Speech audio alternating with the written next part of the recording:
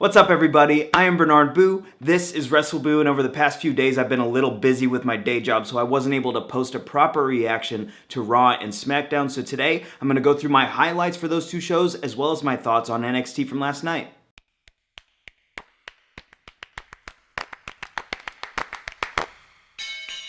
Super Brawl Saturday? Starting things off with Raw, Ronda Rousey was again a highlight of the show. I continue to be impressed by how natural she is on camera. It makes sense. She's been on camera for so long, for so many years, in so many different ways. So yeah, she looks good. But the thing that I kind of want more from her, or more so the production of WWE, is I want to see her in situations that aren't so scripted. Up to this point, everything that she's done on camera has been super choreographed, and you can tell they planned it out down to a T. She makes it look good, but I want to see her in more dynamic, unpredictable situations in the ring. Let's have some matches on Raw. I know she's a big draw, and you can't just throw out a Ronda Rousey match every week, but let's get her some ring time, right? I want to see her on TV more and playing to that hard camera. She seems to be entering an angle with Natty Neidhart. I don't know where this angle is going, which is always nice. I always appreciate when I can't foresee how a whole story is going to play out. That happens so much in the product today.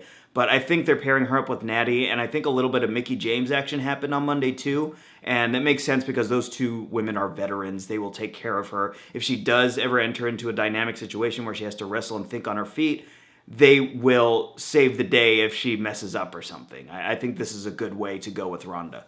I gotta say about Seth Rollins that he just feels a little adrift right now, and I'm singling him out because I think he's so good. He's one of the best performers on the planet, and right now he's Intercontinental Champion, but he doesn't seem to be doing anything for that championship, and vice versa. The championship doesn't give him any more prestige or attention, so that seems like a waste.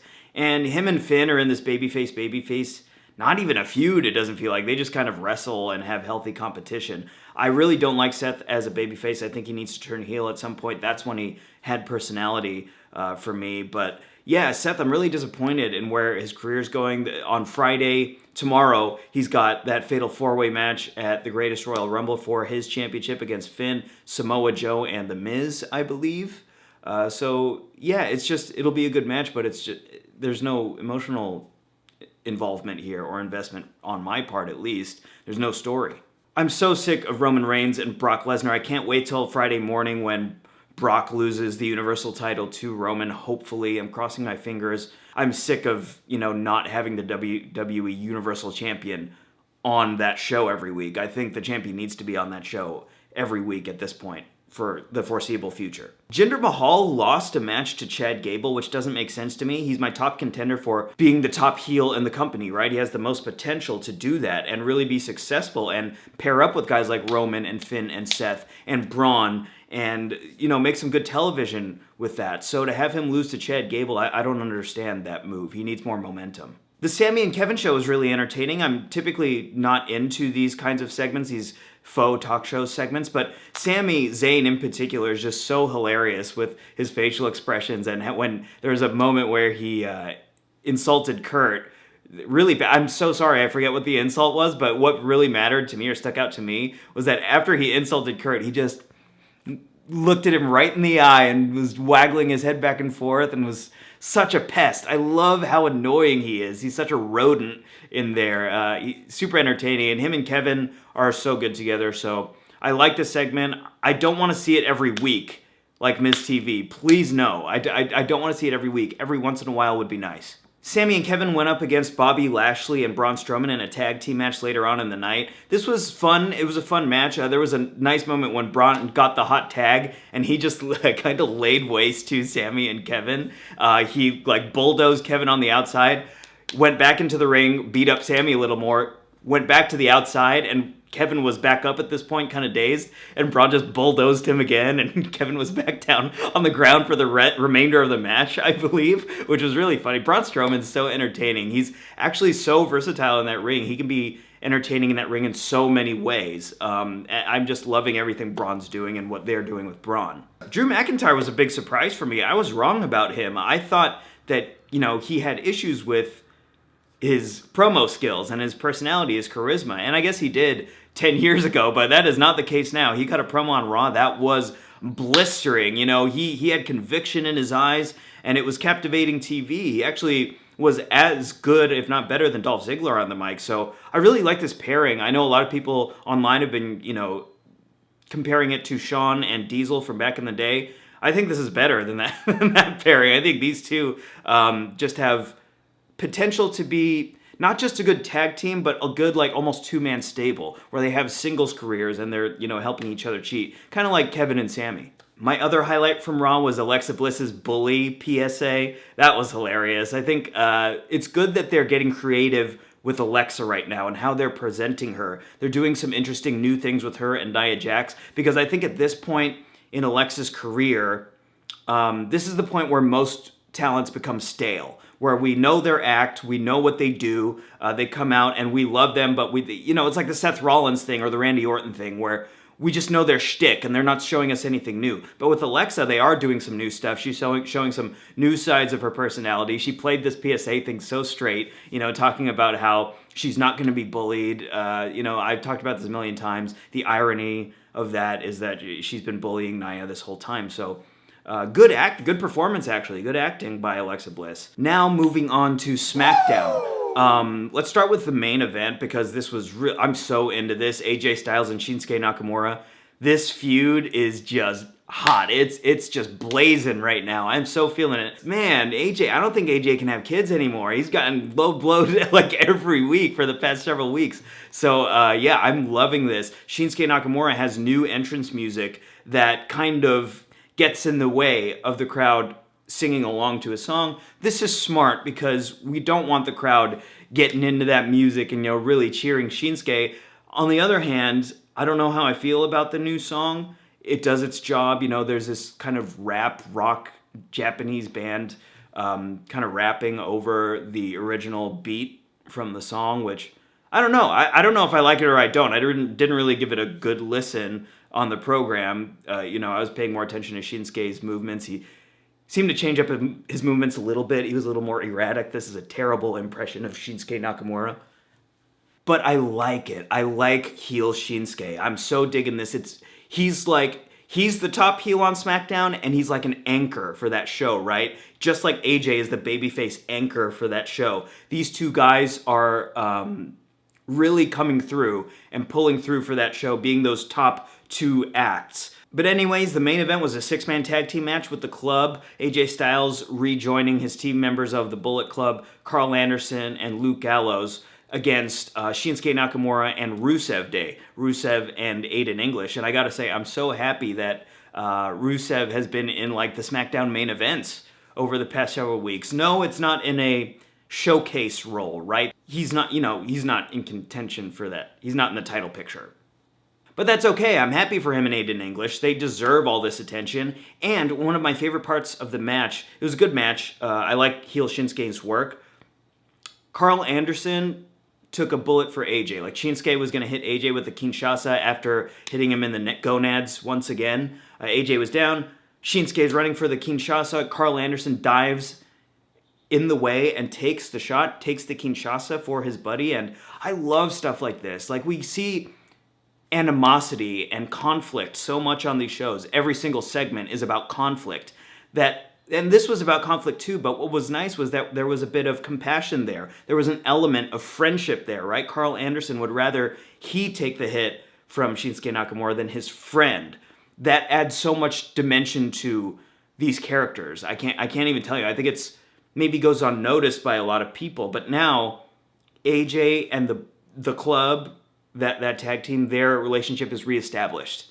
Now we understand that these guys are best friends and they will do anything for each other. Big Cass got a really good promo. There was a Miz TV segment. Always look forward to hearing from the Miz, but Cass, man, he's improved so much on the mic. I think maybe Enzo kind of rubbed off a little of his skill onto Cass or something. Maybe not. Maybe this was just Cass working on his craft over his hiatus. But he is going to be a really good heel. He's wrestling Daniel Bryan at Backlash, I believe. And that's gonna be a good match, I think. I think that's gonna be a good match. I love Daniel Bryan wrestling bigger guys. He's the perfect David for that David vs. Goliath thing, and Cass is the perfect Goliath right now. I gotta say bravo to Carmella. Her promos are sick. She is such a good heel, man. She's in contention for one of the most effective heels in the company, right? Like, she gets really awesome reactions, heel reactions. People really don't like her. Kids hate her. Everyone hates her. She played that highlight video that we already saw from last week, I think, and then she said, "I'm gonna play it again because you guys didn't cheer at the end." That was so great. I love straight up heel work like this. She's not breaking character. Really impressed by Carmella. Whether she's good in the ring or not, she's good TV. She's a good entertainer. She's not wrestling, but who cares? You know, Paul Heyman don't wrestle. He's one of the most entertaining things on Raw whenever he's on. So Carmella's awesome. I'm becoming a bigger and bigger fan of her. And she and Cass must be happy to be on the same show now too. You know, traveling together, it must be nice. That doesn't happen all the time in WWE. I forget which Uso Naomi is married to, Jimmy or Jay. But anyways, there was a backstage segment involving Naomi trying to convince her husband, one of the Usos, I'm so sorry, I forget, to not go up against the Bludgeon Brothers anymore or something. She's afraid for their health. She doesn't want them to be seriously injured. This is great. It helps the Bludgeon Brothers so much, selling them as this dangerous, kind of menacing tag team.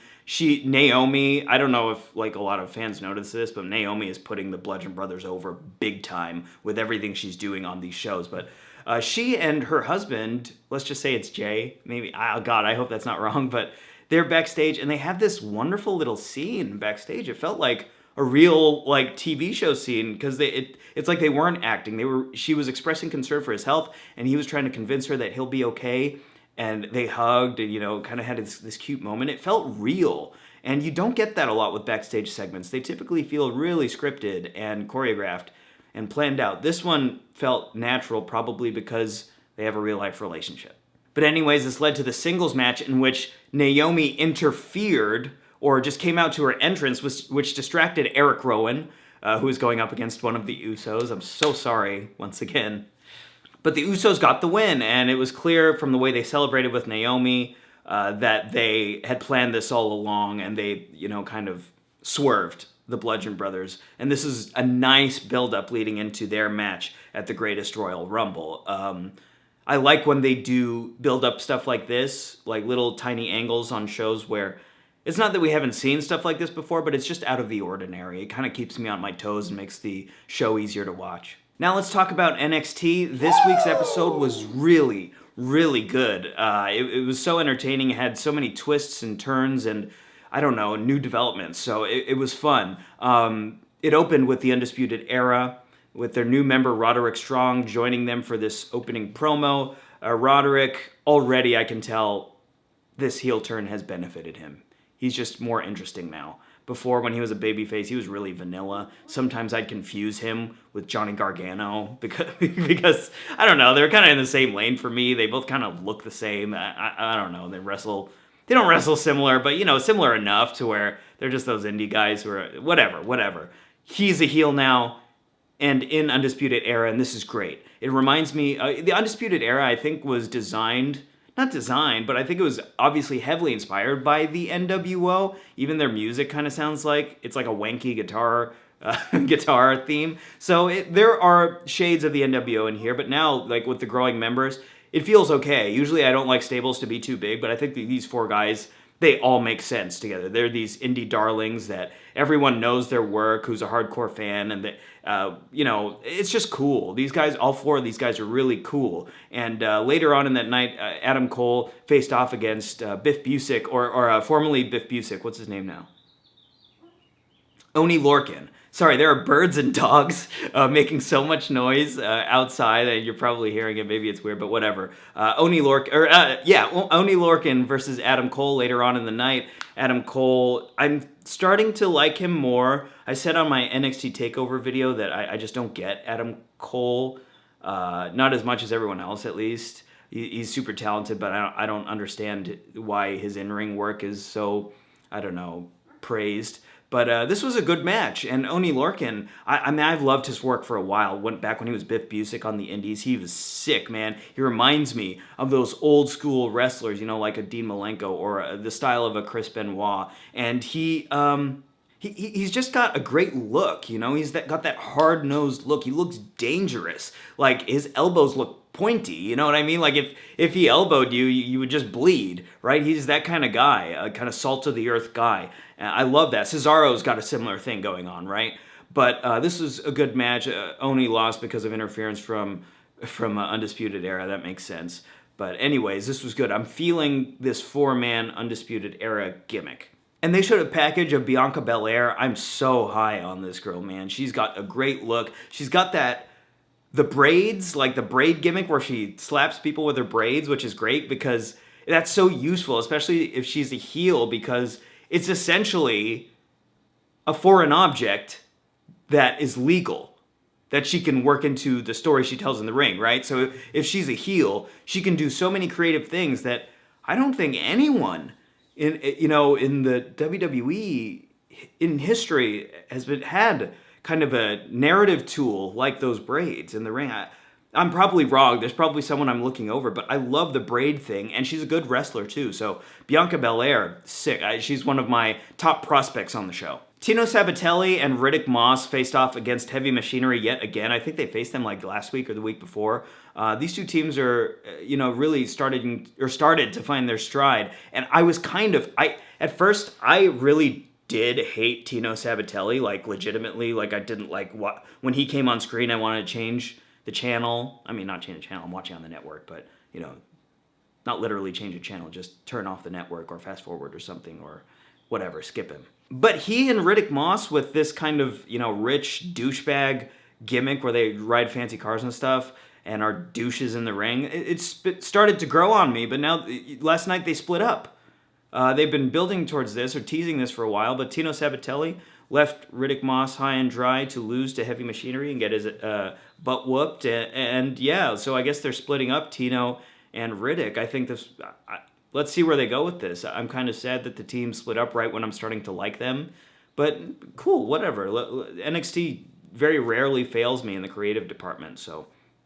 Also, Otis Dozovic is so great. I love this guy. He's just, the way he's built, how could you not look at him? He's like Lars Sullivan, too. He walks into a room, and he's so charismatic, too. Like, that's the other thing. He's funny. Like, you can tell he's a naturally funny guy, and, like, if he were at a frat party, he'd be the center of attention at all times, right? He's just so rowdy. What's cool about Heavy Machinery is that they're really fun, and they're almost a comedy act. Like, they have a lot of silly moments in that ring where they, like, bump bellies and stuff and pose and, kind of have fun with the fans. But what's cool about it is they're silly, but they're not kiddie, right? They're not like No Way Jose or Brodus Clay or something, or Adam Rose. They are fun, but I think you can take them seriously. Like, if they have to get into a heated feud, it would make sense. Like, it would feel natural, and the silly stuff also feels natural. So I like the way they're packaging Heavy Machinery. The show ended with this terrifically produced final segment. It was scheduled that Johnny Gargano was going to face off against Aleister Black for the NXT Championship. I was so looking forward to that. But during Johnny Gargano's entrance, Tommaso Ciampa jumps him from behind. They start brawling for a little bit, and then Tommaso Ciampa hits his finisher off the stage, dives off the stage, and hits it on Johnny through 2 tables. This injures Johnny seriously, it looks like, and they start carting him off, Johnny that is, in a stretcher. And the cameras followed the stretcher through the backstage area, and this was really great. I like this little touch. The cameras were doing the shaky cam thing, right? These camera guys were running to catch up with the stretcher and trying to keep up with the action of them trying to get Johnny outside to the ambulance.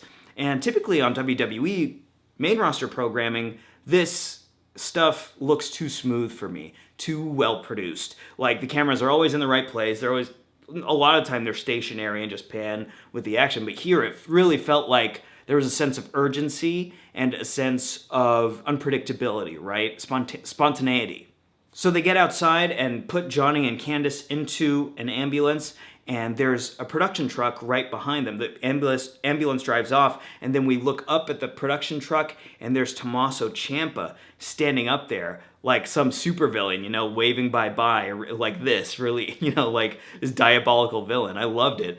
Tommaso, one thing I noticed with him is he's got these like medical bandages, these black medical taping things on his eye, which almost makes him look like more of a villain, almost like a weird pirate eye patch or something. But his physical appearance has changed gradually over the past several months as he's been making his appearances and showing up and having that match with Johnny Gargano. His beard is grosser. He looks more like kind of like a menacing and veined out and stuff. And he's got that eye patch thing. So I like this physical transformation. It's kind of reflecting his inner transformation. And this was great stuff, but the segment was not done yet. As the ambulance was pulling away, we saw the NXT champion, Aleister Black, walking into the arena. So after we see Tommaso Ciampa's little villain moment, we cut back to inside Full Sail University, and Aleister Black comes out. And he starts to cut a promo, but then he's interrupted by the music of Sanity. Eric Young comes out, and they have a match. Eric Young and Aleister Black, I was not expecting this. We got a match, a main event, and it was great. Eric Young, I'm so happy for him. He went through so much in Impact Wrestling and TNA, so many character changes. They misused him so many times. He was clearly one of the most talented guys on the roster, and it seemed like they didn't get it with Eric. But now, man, he's the main event on NXT. He had a great match with Aleister. Aleister impressed yet again. I love the moonsault thing. Like he jumps off the second rope, springboards off the second rope, and does a backflip, and Eric caught him. God damn it!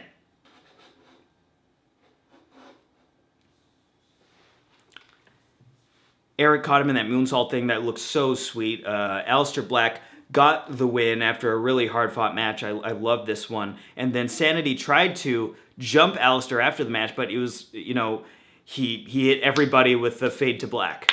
Fade to black? That's not. What's it called? His finisher? Black Mass. Black Mass. He hit the Black Mass on everybody. It looked so cool. It was a Black Mass party, kind of like the Young Bucks Super Kick party. Great way to end the show. So much stuff happened here. The Tino turn and the Johnny and Tommaso continuation. The Eric Young and Aleister Black match was a surprise, and Undefeated Era looking great. So much great stuff on this 1 hour episode of TV. I can't believe they fit all this good stuff onto that show. I think Raw and SmackDown should take notice. Thank you guys so much for watching. I always appreciate it. If you like this video, give me a like, give me a subscribe, and let me know what you thought of WWE TV this week in the comments.